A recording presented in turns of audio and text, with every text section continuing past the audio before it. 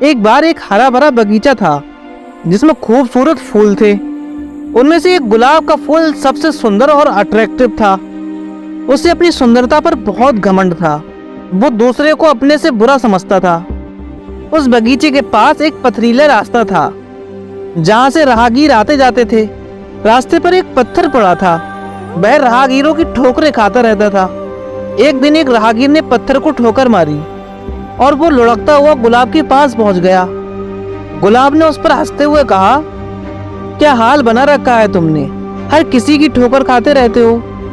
तुम्हें देखकर तो लगता है कि तुम्हारा जीवन तो बेकार है। पत्थर ने बड़ा उदासी से जवाब दिया, गुलाब, अभी जरूर मैं लोगों की ठोकरें खाता हूँ, लेकिन समय हमेशा एक जैसा नहीं रहता। मुझे यकीन है कि मेरा भी समय आएगा। कुछ दिनों के बाद एक मूर्तिकार उस रास्ते से गुजरा। उसने पत्थर को देखा और उसकी बनावट को ध्यान से परखा। वह पत्थर को उठाकर अपने साथ ले गया और उसे अपने कार्यशाला में ले जाकर तराशना शुरू किया। तराशने की प्रक्रिया आसान नहीं थी। हर छेनी और हथौड़े की चोट पत्थर को दर्द दे रही थी, लेकिन पत्थर धैर्य से सब सहता रहा। कुछ ही दिनों में मूर्तिकार ने उस पत्थर को एक सुंदर भगवान की मूर्ति में बदल दिया। मूर्ति इतनी सुंदर और जीवंत दिख रही थी कि गांव के पुजारियों ने उस मूर्ति को मंदिर में स्थापित करने का निर्णय लिया।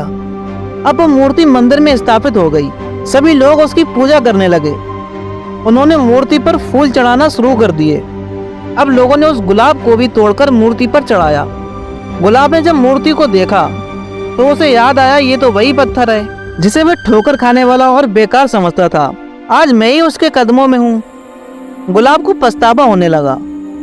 दोस्तों, इस कहानी से हम सीखते हैं कि हर किसी का समय आता है। जीवन में कठिनाइयां और संघर्ष हमें तोड़ने के लिए नहीं, बल्कि हमें निखारने के लिए होते हैं। गुलाब अपनी सुंदरता पर घमंड कर रहा था।